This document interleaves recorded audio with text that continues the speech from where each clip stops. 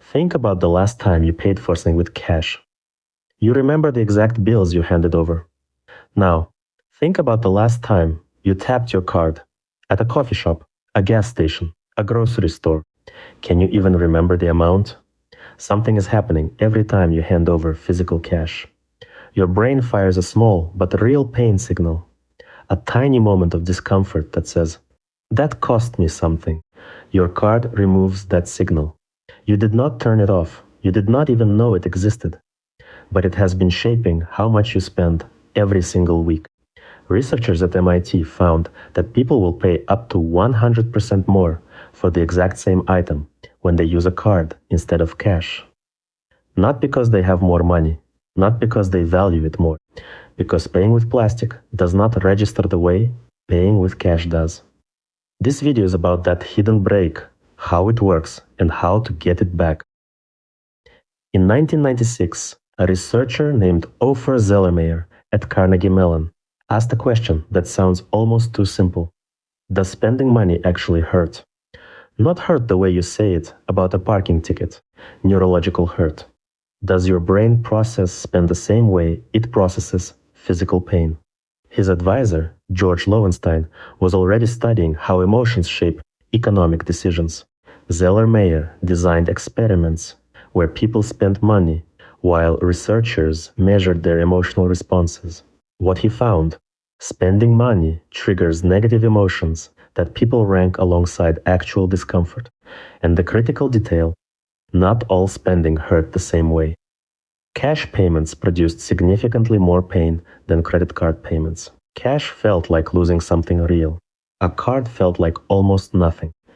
Zellermeyer called this the pain of paying, not a metaphor, a measurable, consistent psychological response. The more salient the payment, the more you see, feel, and physically hand over your money, the more your brain protests. Cash is the most salient form of payment that exists. You feel every bill leave your hand. Cards are the opposite. A swipe, a tap, a beep, done. No weight leaving your wallet, no stack getting thinner. Just a number on a screen that does not feel real. Fast forward to 2007. Brian Knudson at Stanford puts people inside fMRI machines, brain scanners that show which regions activate in real time. He wants to see what happens at the exact moment you decide whether to buy something. Two brain regions lit up. The first, the nucleus accumbens, the reward center. The part that says, "I want that." It activates when you see something desirable. The second, the insular cortex, the insula. This is the part of your brain that processes pain, disgust, and aversion. Touch something hot, insula fires. Taste something bitter, insula fires. See a price and think about spending your money, insula fires too. Knudsen found that when insula activation was strong enough to overpower the reward signal, people did not buy. The pain of paying literally stopped the purchase. When the insula signal was weak, when spending did not feel painful, people bought freely. This is not willpower. This is not discipline. Your brain is running a cost-benefit calculation in real time, and the cost side depends on how much friction your payment method creates. In 2015, a team, including Knudsen and Uma Karmarkar, confirmed that credit card payments specifically dampen this insular response. Cash triggers the pain signal. Cards turn it down. Not off, down, but enough to shift the balance. Enough to make you buy things you would have walked away from with cash. In 2014, Nina Mazar at the University of Toronto wanted to settle one question: is the pain of paying real pain, or just a figure of speech? She ran experiments where participants experienced financial losses, while their neural responses were measured. The result was unambiguous. Payment-related pain activates the same neural pathways as physical discomfort. People are not saying, "ouch" as a joke. Their brains are genuinely processing a financial loss through the pain system. This changes how you think about overspending. You are not lacking discipline when you overspend with a card. You are missing a biological signal. Cash gives your brain a small dose of pain at the moment of purchase, just enough to make you pause, evaluate, and sometimes decide not to buy. Your card removes that pause, And without it, the default answer to should I buy this shifts from maybe to why not. Now that you know the break exists, let me show you what happens when it is gone. In 2001, Drazen Prelec and Duncan Simster at the MIT Sloan School of Management designed an experiment to measure exactly how much that break matters. They picked something people genuinely wanted, tickets to see the Boston Celtics play. Not hypothetical tokens, real tickets to real games with real market value. Participants were placed in a sealed bid auction. Everyone writes down the maximum they are willing to pay. Highest bidder wins. Half the group was told they would pay with cash or a check. The other half, credit card. Same tickets, same auction, same seats. The only difference was the payment method. If humans were purely rational, if payment method did not matter, and people simply bid what the tickets were worth, the results should have been identical. They were not. Credit card bidders were willing to pay up to 100% more than cash bidders for the exact same tickets, in the exact same arena, watching the exact same game. Cash bidders averaged around $28. Credit card bidders averaged around $60. That is not a rounding error. That is a doubling of willingness to pay, caused by nothing other than how you hand over the money. Prelec and Simster published this under the title "Always Leave Home Without It," a deliberate twist on a famous credit card slogan. Their finding has been replicated and extended by dozens of studies since. The headline number, 100%, comes from that specific auction setting. In real-world retail, the effect is smaller, but still massive. Meta-analyses across multiple studies show that people spend 12 to 30% more when paying by card versus cash in everyday shopping. 12 to 30%. Put that against your monthly budget. If you spend $3,000 a month on groceries, dining, entertainment, and shopping, a 20% overspend is $600. $7,200 a year, not because you chose to spend more, but because your payment method made spending feel painless. And this is the part that separates this from generic budgeting advice. You cannot fix it with willpower. You cannot decide to feel the pain of paying when your card does not trigger it. The signal is biological, automatic. You either get it or you do not. Cash gives it to you. Cards do not. This is not about being irresponsible.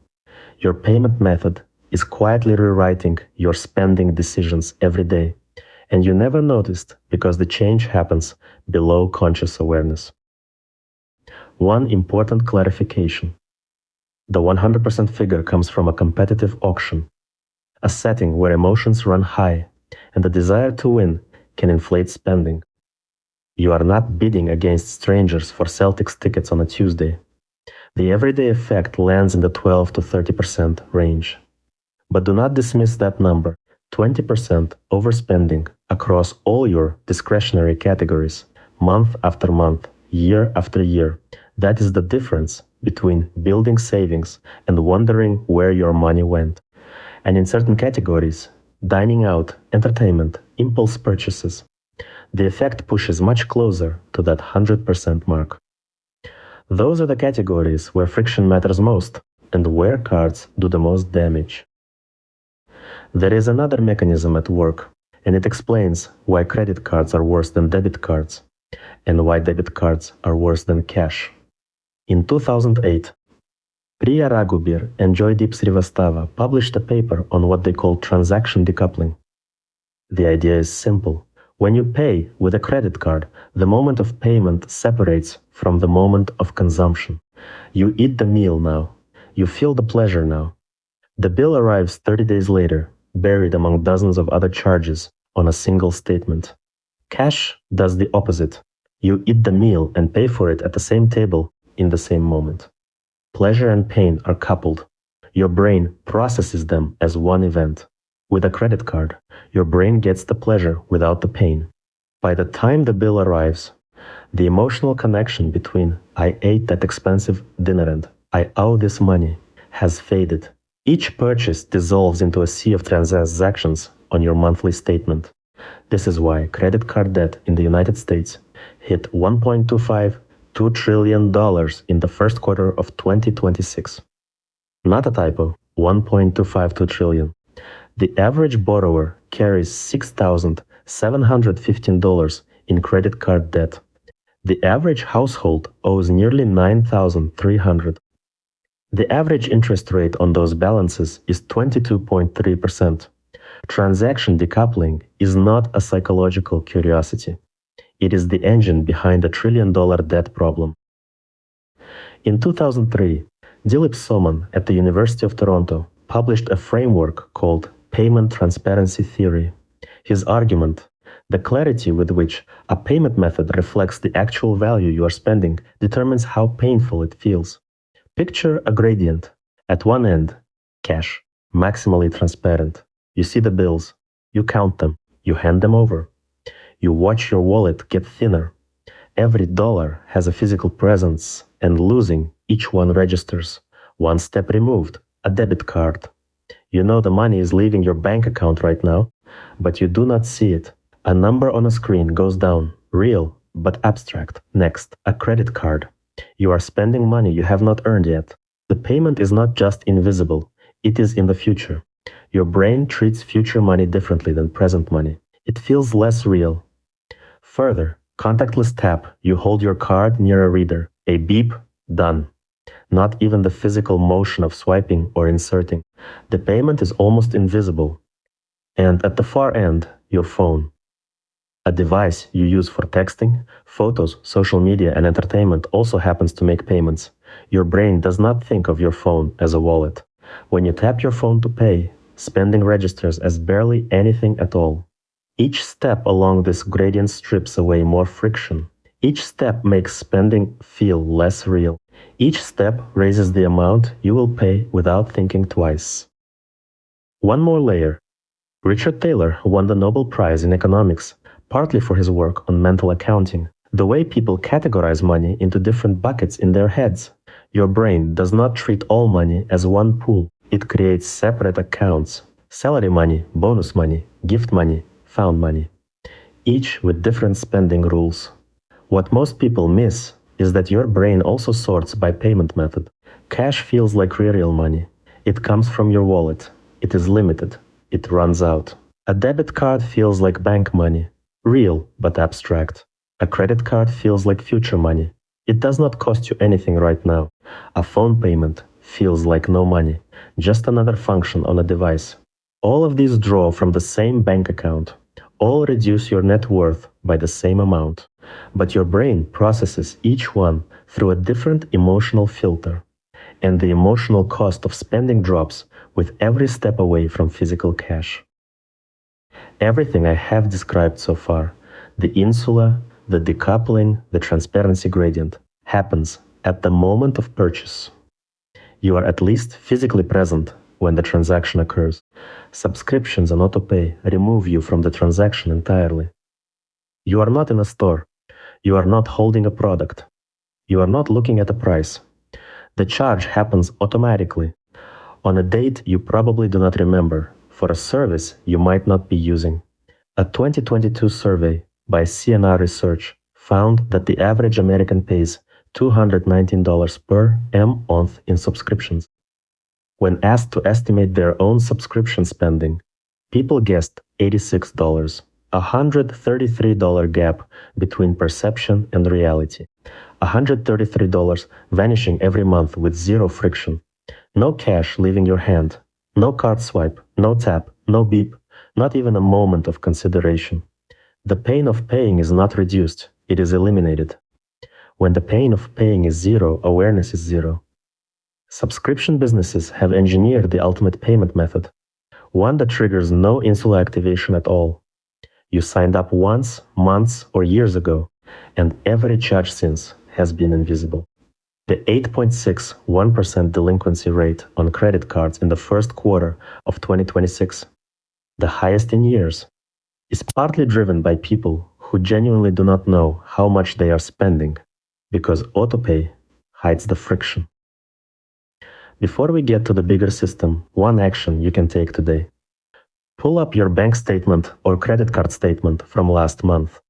Go through every charge. Highlight every recurring subscription, not just the ones you know about, the ones that appear automatically. Streaming services, software, apps, gym memberships, delivery services, cloud storage, news subscriptions, meal kits, subscription boxes. Now, one question for each. Did I actively use this in the last 30 days? No, do I like the idea of this service?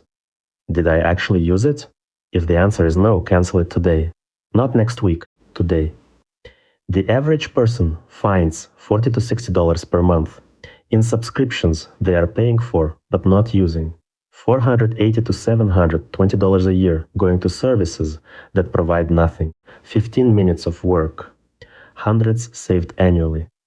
But this is just the beginning. The deeper problem is not which subscriptions you have. It is that your entire payment system is designed to make spending invisible. So where are we? Your brain has a spending break, the pain of paying. It is real, it is neurological, and it runs through the insula, the same brain region that processes physical pain. Cash activates it. Cards dampen it. Contactless payments dampen it further. Subscriptions eliminate it. The result across your entire financial life is that you spend more than you would if that break were working. Can you get it back? Yes, but not by trying harder. Not by making a budget you will forget by Wednesday. You get it back by changing the physical medium through which you spend money in the categories where you are most vulnerable. You reintroduce friction on purpose as a feature, not a bug. This is where the cash envelope system comes in. The cash envelope system is simple. At the start of each month, you pick 3 to 5 categories where you spend the most discretionary money. Not rent, not utilities, not insurance. The categories where you have the most control and the most tendency to overspend. For most people, dining out, entertainment, groceries beyond the basics, personal spending like clothes or hobbies, coffee or snack. Once you have your categories, you allocate a specific amount of cash for each. You put that cash into a labeled envelope. One envelope per category. That envelope is your budget for the month. When you want to eat out, you take from the dining envelope. When the envelope is empty, you stop eating out for the month. Not transfer from another envelope. Not put it on the card and deal with it later. You stop. This works because it reintroduces everything your card removed. Handing over cash activates your insula. Watching the envelope thin creates salience. The hard stop when it is empty creates a ceiling your card never had. You are not relying on willpower. You are relying on the physics of cash leaving your hand. The system only works if you pick the right categories. Go back to your bank and credit card statements from the last 3 months. Add up your spending by category. Do not guess. Actually, add it up. Most banking apps will do this for you automatically. Rank those categories from highest to lowest. Ignore fixed expenses. Rent, mortgage, insurance, utilities, debt payments. Focus on the categories where your spending swings month to month. These are your discretionary categories, and they are where the pain of paying matters most, because they are where you have the most room to overspend without realizing it. For most people, the top 3 are dining out, groceries beyond the essentials, and some form of entertainment or personal spending. Your list might look different. That is fine. What matters is that you pick categories where you know you tend to overspend, where spending is frequent enough that friction makes a difference, and where you can realistically pay with cash. Set a monthly amount for each. Be honest. If you currently spend $800 a month dining out, do not set your envelope at $200. You will abandon it in week 1. Start close to your current spending, then reduce by 10 to 15% each month. A typical month with the envelope system looks like this. First of the month, you pull out cash, say $400 for dining, $200 for entertainment, $300 for personal spending. $900 total. Each amount goes into its labeled envelope. For the rest of the month, every restaurant meal, every takeout order, you pay from the dining envelope. Same restaurants, same food.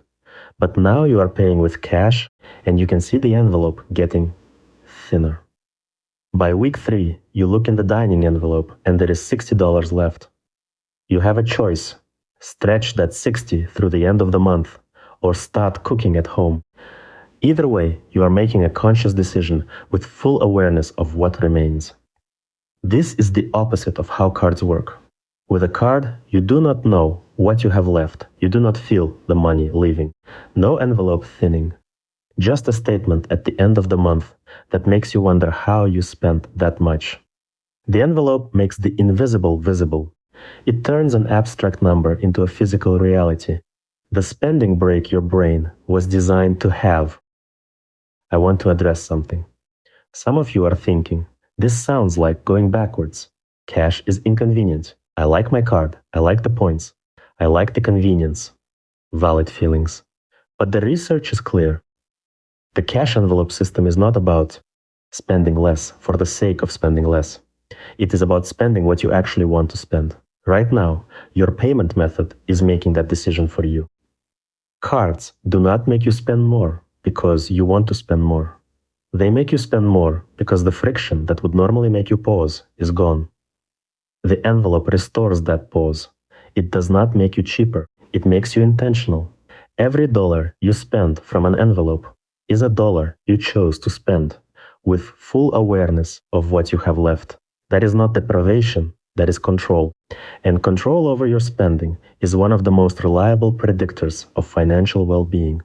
Not income, not investment returns, the gap between what you earn and what you spend. The envelope system is not a universal solution. Cash does not work everywhere, and pretending otherwise would be dishonest. Online shopping, you cannot hand cash through a screen. If you do most of your shopping online, the envelope system will not help directly. Use a separate debit card with a fixed monthly balance for online purchases instead. Same principle, different medium. Recurring bills, rent, utilities, insurance, debt payments should stay on autopay. These are not discretionary. You are not going to skip your electricity bill because an envelope ran out. Large purchases, appliances, electronics, travel often benefit from credit card protections, extended warranties, fraud protection, travel insurance. Paying cash for a $2,000 laptop means giving up those protections.